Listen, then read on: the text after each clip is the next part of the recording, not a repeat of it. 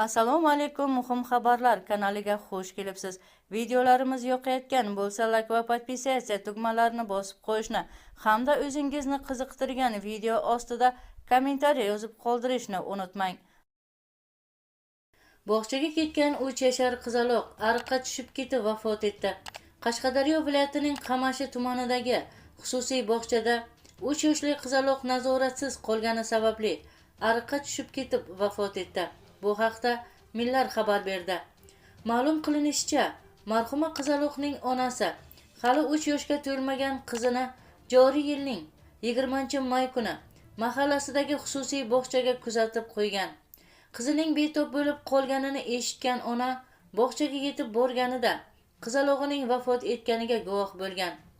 Ta'kidlashicha, xususiy bog'cha ochilish marosimida bog'cha ma'muriyatiga ota-onalar tomonidan uning yaqinidagi ariq borligi, bu esa xavfli ekani aytilgan. Biroq ma'muriyat xavfsizlik choralarini ko'rilishiga va'da bergan.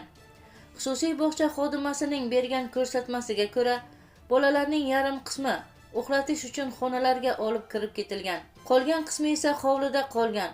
Ulardan biri nazoratsiz qolgani sababli ko'chaga chiqib ketib, bog'cha yaqinidagi joylashgan ariqqa tushib ketgan va vafot etgan. Ichim kuyib ketyapti. Men farzandimni ishonib bog'chaga topshirdim.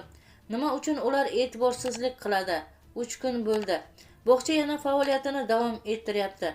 Bog'cha opalar va bog'cha ma'muriyatining qonunan javobgarlikka tortilishini so'rayman, degan marhuma qizaloqning onasi.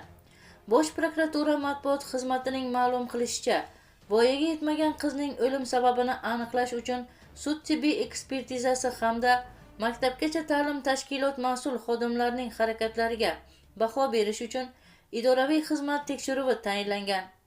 Hozirda tergovga qadar tekshirish harakatlari o'tkazilmoqda. Avvalroq Tojikistonning Dushanbe shahrida joylashgan xususiy bolalar bog'chalaridan birida 2 yoshli bola kravatga osilib qolib vafot etgan edi. Qadrli tomoshabin, shu va shu kabi xabarlarni o'tkazib yubormaslik uchun video ostida like va podpisatsiya tugmasini bosib qo'yishni unutmang. Bizni qo'llaganlarni Allohning o'zi qo'llasin.